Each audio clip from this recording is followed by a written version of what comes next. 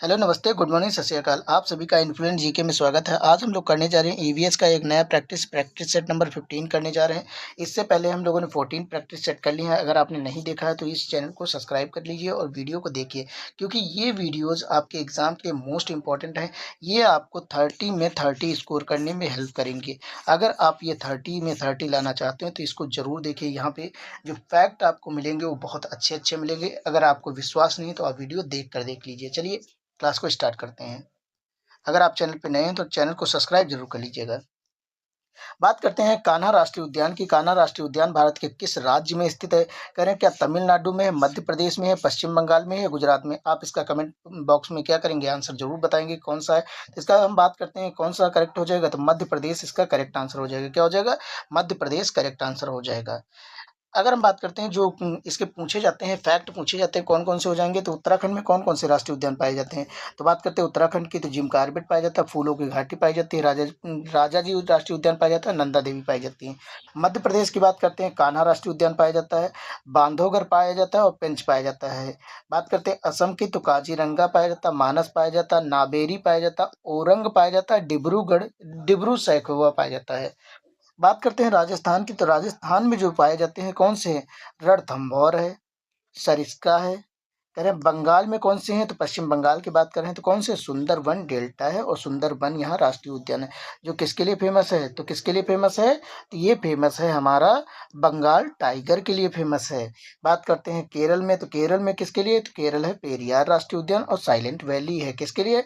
तो silent valley जो है ये बहुत फेमस है। यहाँ पे जैव विविधता जो होती है सर्वाधिक है।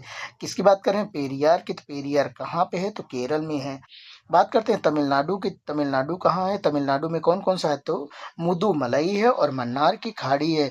अब मन्नार की खाड़ी की बात करते हैं तो मन्नार की खाड़ी बहुत इंपॉर्टेंट है, क्योंकि यहाँ पे जो पाए जाते हैं, कौन से पाए जाते हैं जानवर? एक डुगोंग गाय पाई जाती है। क्या है? डुगोंग। डुगोंग जो समुद्री जीव है वो, उसको हम कहते हैं समुद्री गाय कहते हैं। तो इसीलिए ये इंपॉर्टेंट हो जाता है।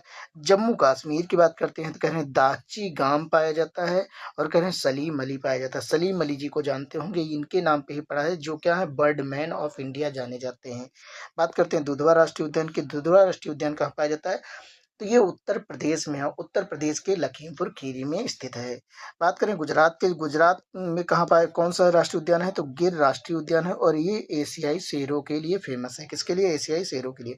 बात करें बिहार की, तो बिहार में कौन सा है? तो बिहार में है वाल्मीकि राष्ट्रीय उद्यान। कौन सा? बिहार में कौन सा है? तो वाल्मीकि राष्ट्रीय उद्यान है। बात करें क्वेश्चन नंबर 2 की, तो क्वेश्चन नंबर 2 में कौन सा है?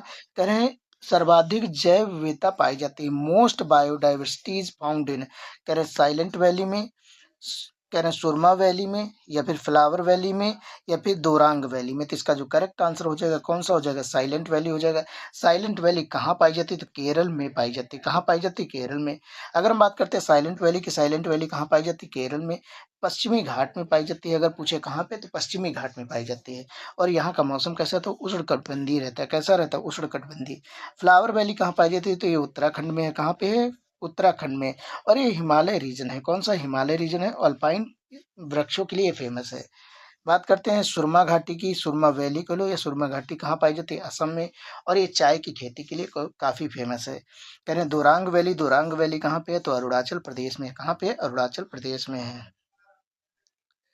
क्वेश्चन नंबर 3 की बात करते हैं तो कह रहे हैं कि इकोसिस्टम शब्द का प्रयोग सर्वप्रथम किसने किया था? तो कह रहे हैं क्या डॉक्टर ओडम ने किया था, या फिर डॉक्टर कह रहे हैं एजे टांसले ने किया था, या डॉक्टर आर डी मिश्रा ने किया था, या डॉक्टर विटार ने किया था? तो बात करते हैं इकोसिस्टम की। तो इकोसिस्टम शब्द जो प्रयोग किया था सबसे पहले तो किसने किया था? एजे टांसले ने किया था। किसने किया था?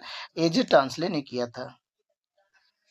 बात करते हैं क्वेश्चन नंबर 4 की। तो कह रहे हैं वायुमंडल का प्रमुख स्तर, कह रहे हैं जो पृथ्वी के सबसे पास में है, कह रहे हैं कौन सा है? तो कह रहे हैं क्या मध्य मंडल है, क्षोभ मंडल है, या समताप मंडल है, या फिर आयन मंडल है, या फिर कह रहे हैं इसमें कौन सा हो जाएगा? करेक्ट आंसर कौन सा हो जाएगा? तो इसका जो करेक्ट आंसर हो जाएगा क्षोभ मंडल हो जाएगा।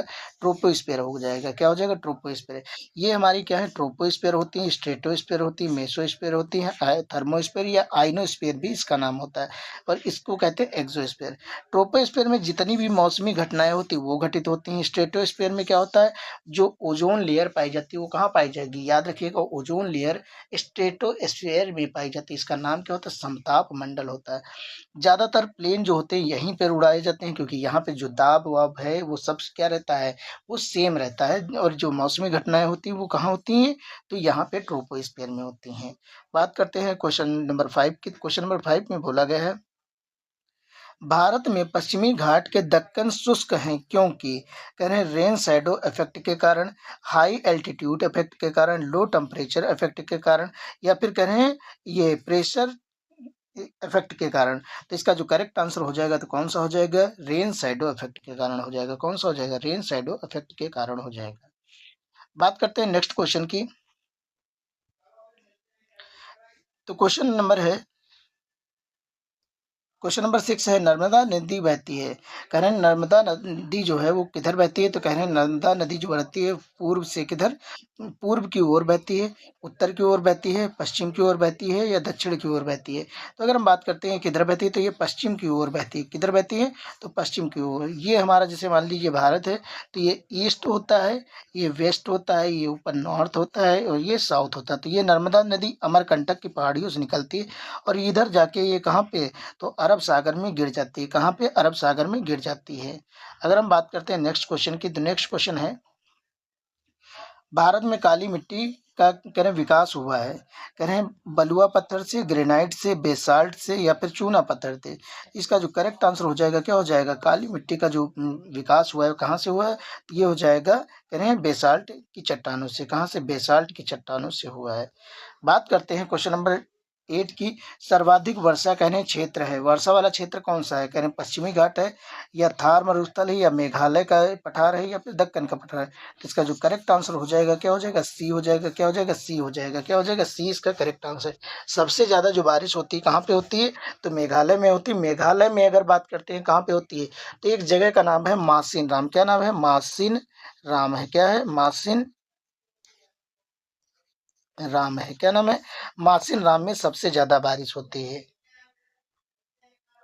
बात करते हैं नेक्स्ट क्वेश्चन की, कह रहे हैं पश्चिमी घाट, किसकी बात करें, पश्चिमी घाट को कह रहे हैं ब्लॉक पर्वत क्यों कहते हैं। क्या कहते हैं, ब्लॉक पर्वत कहते हैं। ब्लॉक पर्वत क्यों कहते हैं, कह रहे हैं विलयन के कारण, अपर्दन के कारण, ये ऑप्शन सी है, भ्रंशन के कारण, या ज्वालामुखी के कारण। तो इसका जो करेक्ट आंसर हो जाएगा क्या हो जाएगा, भ्रंशन के कारण हो जाएगा। क्या हो जाएगा, भ्रंशन के कारण हो जाएगा। गंगा यमुना दोआब की मिट्टी है, कहना काली मिट्टी है, लाल मिट्टी है, जलोढ़ मिट्टी है, या फिर लेटराइट मिट्टी। तो इसका जो करेक्ट आंसर हो जाएगा क्या हो जाएगा, जलोढ़ मिट्टी। जो गंगा और यमुना का दोआब है, यहाँ पे ज्यादा से ज्यादा जो मिट्टी पाई जाती है वो कौन सी पाई जाती है, तो जलोढ़ मिट्टी पाई जाती है। कौन सी पाई जाती है, ये बहुत ज्यादा उपजाऊ रहती है। भारत में शीतकालीन वर्षा जो होती है वो कहाँ होती है, करें मानसून के कारण, पश्चिमी विक्षोभ के कारण, चक्रवात के कारण, या फिर करें ITCZ के से। तो इसका जो करेक्ट आंसर हो जाएगा तो क्या हो जाएगा, पश्चिमी विक्षोभ के कारण हो जाएगा। क्या हो जाएगा, पश्चिमी विक्षोभ के कारण हो जाएगा। भारतीय मानसून का मुख्य कारण होता है, करें ये पृथ्वी के परिक्रमण हो जाएगा, स्थल समुद्र तापांतर हो जाएगा, जेट धाराएं हो जाएंगी, समुद्री धाराएं हो जाएंगी। तो इसका जो करेक्ट आंसर हो जाएगा तो क्या हो जाएगा, बी हो जाएगा। जो स्थल और समुद्र है इसमें तापांतर के कारण होता है। क्या होता है, ताप में जो अंतर है उसके कारण होता है। भारतीय संविधान संरक्षक हैं, कह रहे हैं कौन, जो भारतीय संविधान है, संविधान का संरक्षक कौन है, संसद है, राष्ट्रपति है, सर्वोच्च न्यायालय है, मंत्रिमंडल है। तो इसका जो करेक्ट आंसर हो जाएगा तो कौन सा हो जाएगा, सर्वोच्च न्यायालय हो जाएगा।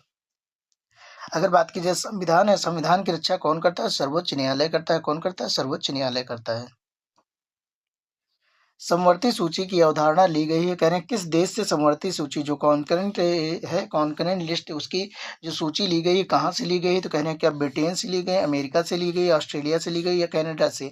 तो अगर हम बात करते हैं जो ऑस्ट्रेलिया है, ऑस्ट्रेलिया से क्या ली गई, समवर्ती सूची की अवधारणा ली गई है। क्या है, और जो समवर्ती सूची की अवधारणा ली गई वो ऑस्ट्रेलिया से। मौलिक कर्तव्यों की बात करते हैं, तो मौलिक कर्तव्य कह रहे हैं किस जो जुड़े हैं वो कह रहे हैं 42वें संविधान संशोधन से, 44वें संविधान संशोधन से, 52वें, या फिर कह रहे हैं 73वें। तो अगर हम बात करते हैं इसके मौलिक कर्तव्यों की, तो मौलिक कर्तव्य जो होंगे तो ये क्या हो जाएंगे, तो ये हो जाएंगे आपके 42वें संविधान संशोधन से। किससे, 42वें संविधान संशोधन से। बात करते हैं संविधान की आत्मा किसे कहा जाता है, तो कह रहे हैं डीपीएसपी को कहा जाता है, संघीय व्यवस्था को कहा जाता है, प्रस्तावना को कहा जाता है, न्यायपालिका को कहा जाता है। तो प्रस्तावना को क्या कहा जाता है, तो संविधान की आत्मा कहा जाता है। क्या कहा जाता है, संविधान की आत्मा प्रस्तावना को कहा जाता है। बात करते हैं कोशिका का ऊर्जा केंद्र किसे कहा जाता है, ऊर्जा ग्रह किसे कहा जाता है, राइबोसोम को कहा जाता है, नाभिक को कहा जाता है, माइटोकॉन्ड्रिया को कहा जाता है, या लाइसोसोम को कहा जाता है। तो लाइसोसोम जो होता है उसे क्या कहा जाता है, आत्महत्या की थैली कहा जाता है। क्या होता है, आत्महत्या की थैली कहा जाता है। लेकिन ये जो इसका करेक्ट आंसर हो जाएगा, कोशिका जो होती है उसका जो केंद्र होता है ऊर्जा का, तो वो कौन सा होता है, माइटोकॉन्ड्रिया होता है। कौन सा होता है, तो माइटोकॉन्ड्रिया हो जाएगा।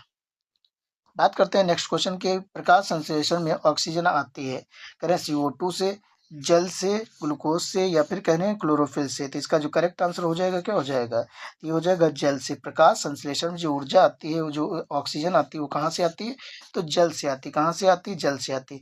क्लोरोफिल जो है वो उसकी वजह से क्या होता है, पौधे हरे दिखाई पड़ते हैं, और क्या होता है, प्रकाश संश्लेषण की क्रिया होती है। बात करते हैं क्वेश्चन नंबर 19 की, मानव में गुणसूत्रों की संख्या कितनी होती है, कह रहे हैं 44 होती है। कितनी होती है, 44 होती है, 23 होती है, या 46 होती है, या फिर कह रहे हैं 48 होती है। तो इसका जो करेक्ट आंसर हो जाएगा क्या हो जाएगा, मानव में गुणसूत्रों की संख्या कितनी होती है, तो 46 होती है। 23 जोड़े होते हैं। कितने जोड़े होते हैं, 23 जोड़े होते हैं। क्या होते हैं, 23 जोड़े होते हैं गुणसूत्र। इनमें जो 23वां जोड़ा होता है, किसकी बात करें, 23वां जोड़ा, वही डिफाइन करता है कि लड़का होगा या लड़की होगी।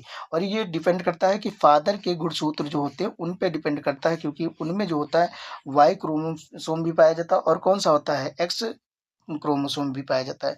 तो ये फादर के ही जीन्स जो होते हैं वो डिसाइड करते हैं कि लड़का होगी कि लड़की होगी। बात करते हैं क्वेश्चन की, तो एंजाइम क्या है, एंजाइम जो होता है क्या होते हैं, कह रहे हैं कार्बोहाइड्रेट होते हैं, वसा होते हैं, प्रोटीन होते हैं, खनिज होते हैं। तो ये क्या हो जाएंगे, क्या हो जाएंगे, प्रोटीन होते हैं। जो एंजाइम होते हैं ये क्या होते हैं, प्रोटीन होते हैं। क्या होते हैं, प्रोटीन होते हैं। बात करते हैं क्वेश्चन नंबर 21 की। क्वेश्चन नंबर 21 है, अनुवांशिकी का जनक किसे कहा जाता है, किसे कहा जाता है अनुवांशिकी का जनक, तो कहने डार्विन को कहा जाता है, या मेंडल को कहा जाता है, या मार्गन को कहा जाता है, या वॉटसन को कहा जाता है। इसका जो करेक्ट आंसर हो जाएगा क्या हो जाएगा, ग्रेगर जॉन मेंडल हो जाएगा, जिन्होंने किस पे रिसर्च किया था, तो मटर के पौधे पे किया था। किस पे किया था, तो मटर के पौधे पे किया था एक्सपेरिमेंट। नेक्स्ट क्वेश्चन है, इकोटोन शब्द का उदाहरण है, कह रहे हैं किसकी बात करें, इकोटोन की बात कर रहे हैं। कह रहे हैं वन है, क्या है, वन है, या घास भूमि है, या फिर वन, कह रहे हैं घास भूमि संक्रमण है। यहाँ पे कह रहे हैं वन और घास भूमि दोनों है, क्या वो है, तो इसका करेक्ट आंसर यही हो जाएगा, वन और घास भूमि का संक्रमण हो जाएगा। अगर हम बात करते हैं क्वेश्चन नंबर 23 की, 23 में बोला गया है, रेड डेटा बुक का संबंध है, किससे संबंधित है, कह रहे हैं नीति, वन नीति से, संकट ग्रस्त प्रजातियों से, जलवायु से, या फिर प्रदूषण से। इसका जो करेक्ट आंसर हो जाएगा क्या हो जाएगा, संकट ग्रस्त प्रजातियां हो जाएंगी। क्या हो जाएगा, संकट ग्रस्त प्रजातियां हो जाएंगी। गीली भूमि का मुख्य कार्य होता है मरुस्थलीकरण, कह रहे हैं बाढ़ नियंत्रण, या फिर कह रहे हैं ताप वृद्धि, या अम्ल वर्षा। तो ये तो इररिलेवेंट है इससे। तो इसका जो करेक्ट आंसर हो जाएगा क्या हो जाएगा, ये हो जाएगा बाढ़ नियंत्रण। क्या हो जाएगा, बाढ़ नियंत्रण हो जाएगा। क्वेश्चन है, पारिस्थितिकी, कह रहे हैं पारिस्थितिकी उत्तराधिकारी की अंतिम अवस्था होती है, कह रहे हैं अंतिम अवस्था क्या होती है, कह रहे हैं पायनियर होती है, संक्रमण होता है, क्लाइमैक्स होती है, या फिर अस्थायी होती है। इसका जो करेक्ट आंसर हो जाएगा तो क्या हो जाएगा, इसका करेक्ट आंसर हो जाएगा क्लाइमैक्स हो जाएगा। क्या हो जाएगा, क्लाइमैक्स हो जाएगा। क्या हो जाएगा, क्लाइमैक्स हो जाएगा। बात करते हैं नेक्स्ट क्वेश्चन, कह रहे हैं ओजोन किसकी बात करें, ओजोन क्षरण का मुख्य कारण होता है, कह रहे हैं क्या कार्बन डाइऑक्साइड होता है, CO2 जिसको कहते हैं, क्या SO2 सल्फर डाइऑक्साइड होता है, क्या SO2 होता है, या CFC, ये कह रहे हैं CFC जिसको क्लोरोफ्लोरोकार्बन कहते हैं वो होता है, या फिर नाइट्रस ऑक्साइड होता है जिसको हम NO2 कहते हैं। तो इसका जो करेक्ट आंसर हो जाएगा क्या हो जाएगा, CFC हो जाएगा। CFC का यूज कहाँ करते हैं, तो जितनी शीत का है, कह सकते हैं शीतलन वाली इंस्ट्रूमेंट होते हैं, जितनी ठंडी करने वाली मशीनें होती हैं, उनमें किसका यूज किया जाता है, तो CFC का यूज किया जाता है। जैसे रेफ्रिजरेटर हो गया जिनको फ्रिज कहते हैं, या फिर जो हमारे AC हो गए, इनमें किसका यूज किया जाता है, CFC का ही यूज किया जाता है। किसका, CFC का यूज किया जाता है। बात करते हैं क्वेश्चन नंबर 27, कह रहे हैं ऊर्जा प्रवाह पारिस्थितिकी तंत्र में होता है, कह रहे हैं चक्रीय होता है, द्विदिशा होता है, या फिर करें एक दिश होता है या अनियमित होता है? तो इसका जो करेक्ट आंसर हो जाएगा, ऊर्जा प्रवाह हमेशा क्या होता है, एक दिशा से। जैसे ये प्लांट से इधर जाएगा, फिर ये इसको, फिर ये इसको, फिर ये ऐसे। तो ये क्या होता है, एक दिशी होता है। क्या होता है, एक दिशी होता है। अगर ऊर्जा प्रवाह की बात करते हैं तो क्या हो जाएगा, एक दिशी हो जाएगा। क्या हो जाएगा, एक दिशी हो जाएगा। भारतीय मरुस्थल किसकी बात करें, मरुस्थल थार का विस्तार करें किस राज्य में सर्वाधिक है? करें गुजरात में है, हरियाणा में है, पंजाब में है या राजस्थान में?